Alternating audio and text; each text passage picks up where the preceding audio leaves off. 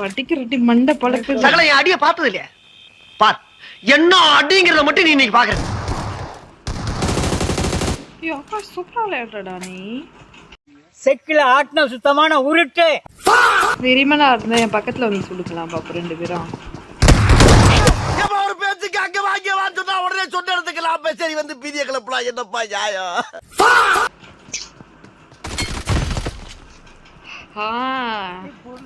அடி வாங்கிட்டு ஓடிட்டே இருக்கணும் பின்னாடி, பேசவே கூடாது. போன மாசம் தானே நான் அடிச்சேன். அது போன மாசம். நான் சொல்றது இந்த மாசம். நல்லா ஆடுறா அவங்க. ஏய் கேம்பர் ஃபேவரட் மாத்திட்டு கேம்பர் லைவ்னு வச்சுக்கோங்க.